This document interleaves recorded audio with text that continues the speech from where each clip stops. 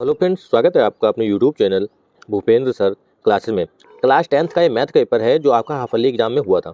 ठीक है, इसमें बहुत सारे प्रश्न ऐसे हैं जो बहुत इंपॉर्टेंट जो आपके बोर्ड एग्जाम में आ सकते हैं, और जहाँ भी अभी हाफ ईयरली एग्जाम नहीं हुआ तो उनके लिए भी बहुत इंपॉर्टेंट हो सकता है आपका यही पेपर आ जाए।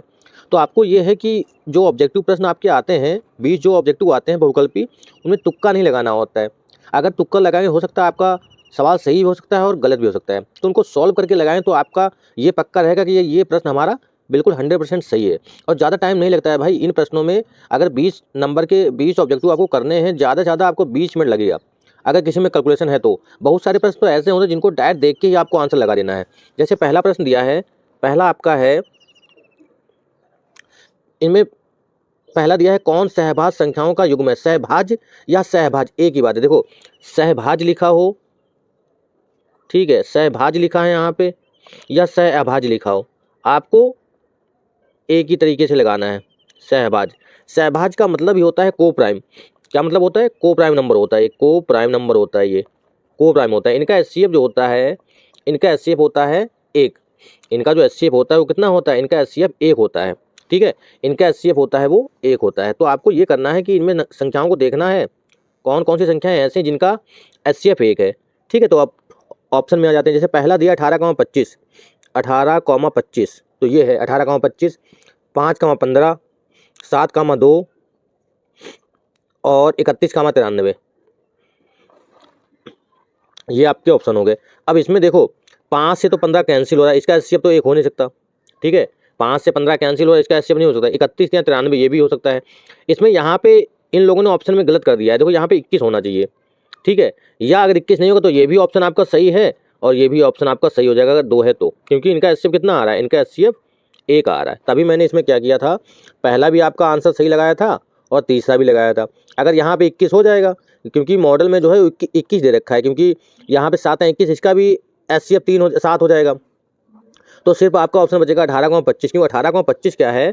18,25 में अगर हम निकालेंगे तो 18,25 को फैक्टर करके देखते हैं। 18 का करेंगे तो कितना आएगा? 2 गुणे 3 गुणे 3, और 25 को लिखेंगे तो 5 गुणे 5। इसमें कोई भी कॉमन फैक्टर नहीं मिल रहा है, सिर्फ एक मिलेगा, इसमें मिलेगा एक। तो इसका एचसीएफ कितना आ जाएगा? एक। तो ये हो जाएगा सहभाज या सहभाज संख्याओं का एक युग्म होता है कि इसका एचसीएफ एक आएगा। और प्राइम तो आपको पता ही है कि जो किसी से ना कटे, सिर्फ एक से कटे और स्वयं संख्या से कटे। तो ये पहला प्रश्न आपका सॉल्व हो जाता है। ऐसा प्रश्न भाई बहुत बार, हर बार एग्जाम में पूछा ही जाता है। आपको बस ये याद रखना कि ऐसी संख्याएं देखनी जिनका एचसीएफ सिर्फ एक हो, किसी दूसरी संख्या से ना कटे वो। दो संख्याओं का योगफल 24 है, अगला सवाल है, और उनमें से एक संख्या दूसरी की दुगनी है, तो संख्याएं बतानी है। अब यहाँ पे देखो, अब इसको दो प्रकार से लगा सकते हो। दो संख्याओं का योगफल कितना है? दो संख्याओं का योगफल 24 है, उनमें से एक संख्या दूसरी की दोगुनी है। ऑप्शन से अगर लगाना चाहो तो 12,6 दिया है, 12,6, 18,9, 16,8, 14,7, ये ऑप्शन दे रखे हैं। अब इसमें देखो, दो गुना तो 12 और 6 18 होता है, 6 दूनी 12 होता है, 9 दूनी 18, 8 दूनी 16, 7 दूनी 14। लेकिन यहाँ पे देखना ये है, कंडीशन क्या थी इसमें? कंडीशन ही दो संख्याओं का योगफल 24 है, इनका जोड़ क्या 24 हो रहा है? नहीं हो रहा है, तो इसको कैंसिल कर दिया।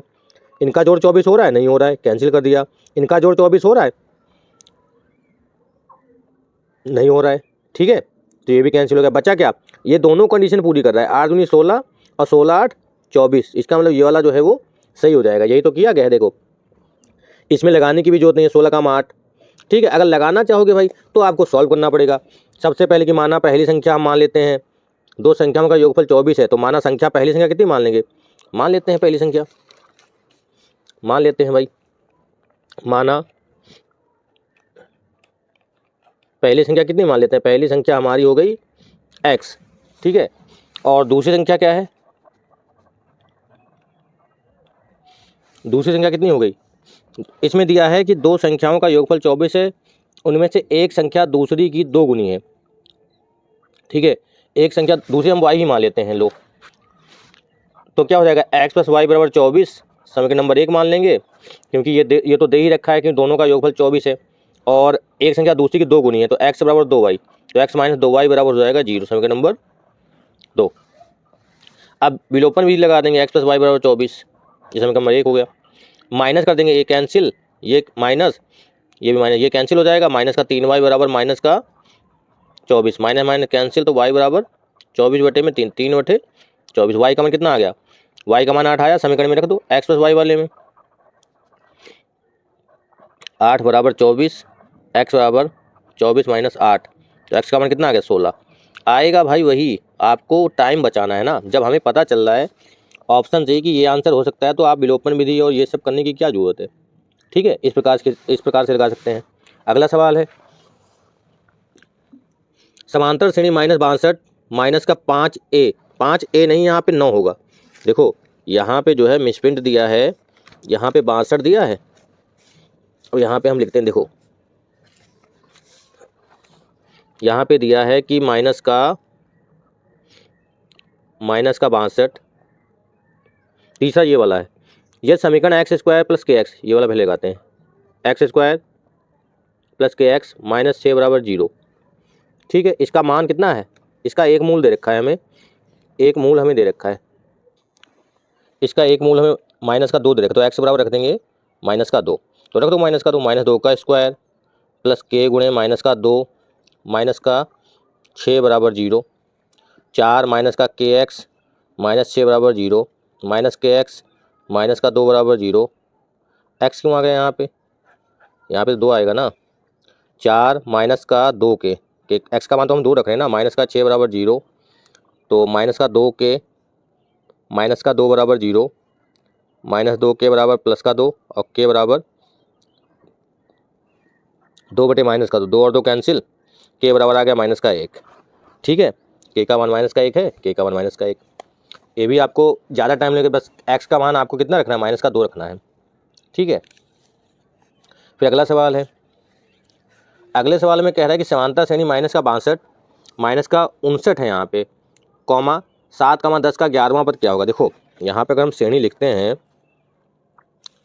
समांतर श्रेणी हम लिखेंगे अगर, तो माइनस का यहाँ पे लिखते हैं माइनस का 62, माइनस का 62 माइनस का 59, 3 का अंतर आ रहा है ना, तो कॉमा डॉट डॉट 7 का 10, इससे पता चल गया कि 3 का अंतर आ रहा है, तो इसका मतलब जो ए का मान है माइनस का 62 है, डी का मान है 3 है 3, 3 किसका है, माइनस का या प्लस का।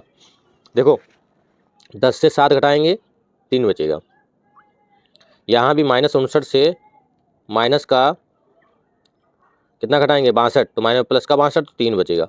अब हमें 11वां पद निकालना है ना, 11वां पद निकालना, तो ए 11 बराबर क्या हो जाएगा, a प्लस 10d हो जाएगा।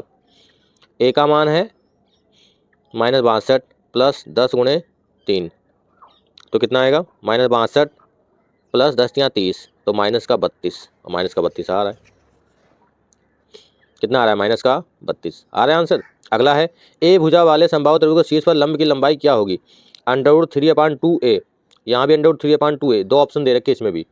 जैसे भाई ए भुजा वाले समबाहु त्रिभुज, जैसे कोई भी त्रिभुज है, ए भुजा वाला कोई भी त्रिभुज है समबाहु त्रिभुज, जिसकी तीनों भुजाएं क्या होती हैं, ए बी सी, ये दे रखा है, इसकी ए भुजा है, ये भी ए भी ए भी है।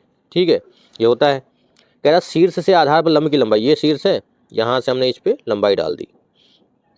ये हमें ये पूछ रहा है कि ये जो ए डी है ये मान कितना आएगा, तो ए डी का मान कितना आएगा ये आपको बताना है। ठीक है, ये ए डी जो है इसका मान हमें बताना है। अब इसमें देखो ये तो आपको पता है कि यहाँ से जो लंब, तो ये a/2 हो गया ना, ये भी a/2 हो गया, और ये क्या दिया है, कर्ण दिया है हमें, ये लंब निकालना है। पाइथागोरस प्रमेय में जब लगाएंगे तो अंडर हो जाएगा a का स्क्वायर मतलब कर्ण स्क्वायर माइनस a/2 का स्क्वायर, a का स्क्वायर बटे 2 का स्क्वायर 4 स्क्वायर, तो 4a स्क्वायर माइनस का स्क्वायर 3a स्क्वायर हो जाएगा, 3a स्क्वायर बटे में 4।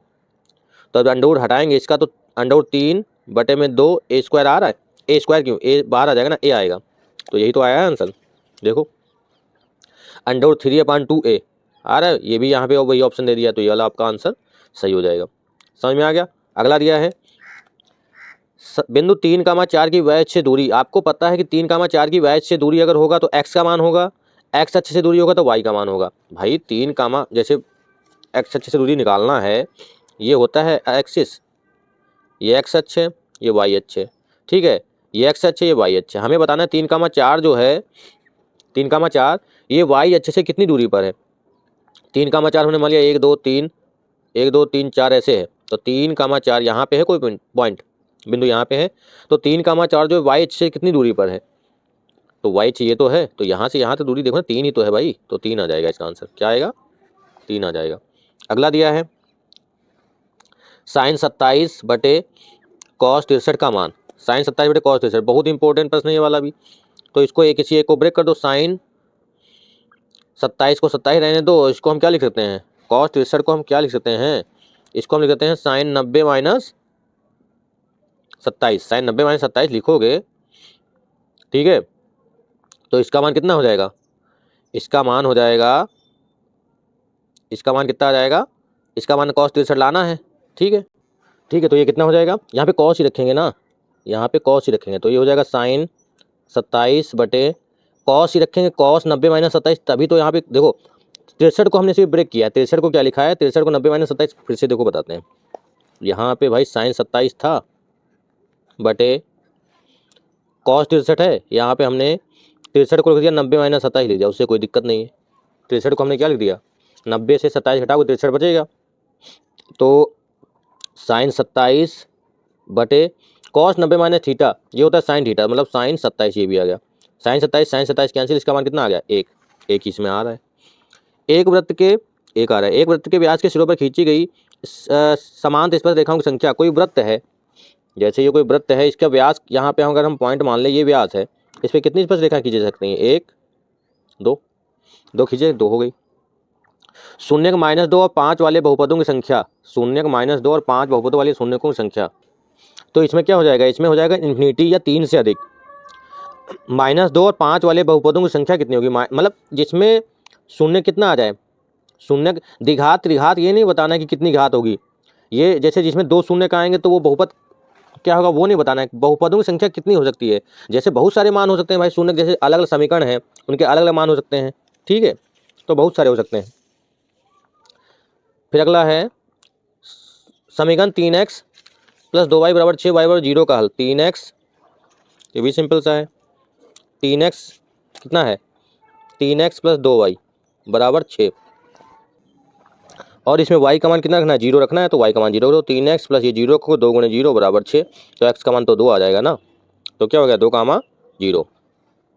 Sine square 60 minus sine square 30। Sine square 60 minus sine square 30। Sine square देखो यहाँ पे क्या था? 3x + 2y = 6 था, तो 3x + 2y का मान 0 कर दिया = 6, तो यहाँ से x का मान कितना आ गया? 2 आ गया, और 2 यहाँ पे समीकरण इसमें लगा है। Sine square 60 minus sine square 30, तो कितने हो गए ये? Sine square 60 minus sine square 30 का मान कितना आ गया? मान रख दो √3/2 माइनस साइन स्क्वायर 30 1/2, 3/4 माइनस 1/4, तो 2/4 आएगा। 2/4 का मतलब 1/2, 1/2 आ रहा है, ठीक है। तो ये 10 सवाल आपके हो गए, 10 से 11 हो गए लगभग, ठीक। तो 10 सवाल आपको सॉल्व हो गए हैं, इसके आगे के 10 सवाल आपको सॉल्व करवाएंगे, ठीक। इसी प्रकार सारे इक्वेशन सहित, ठीक। इसमें बताने में थोड़ा सा टाइम लग रहा है, जब आप अपने आप कैलकुलेशन करेंगे तो बहुत जल्दी हो जाएगा। अगर आपको सवाल आता है तो कुछ सवाल तो ऐसे हैं जो डायरेक्ट, जैसे वो इक्वेशन वाला था, ठीक है, और ये वाला है, इसमें मान रखने वाला, ये भी डायरेक्ट होने वाला है, इसको भी डायरेक्ट कर लेंगे। और इसमें देखो ये भी आपको पता है कि एक आता है, तो इसमें लगाने की जरूरत ही नहीं है। इसमें भी, इसमें डायरेक्ट वाला है सवाल, ये भी पता है, ये भी पता है। 1-2 सवाल जो ऐसे होते हैं, जैसे ये वाला एक ऑप्शन से हो जाएगा, तो 1-2 सवाल जो होंगे थोड़े सॉल्व करने होंगे, बाकी सारे सवाल लगभग आपके आधे सवाल बिना लगाए ही आपको आने चाहिए, सॉल्व हो जाते हैं। इसके आगे सवाल भी आपको सॉल्व करवाएंगे।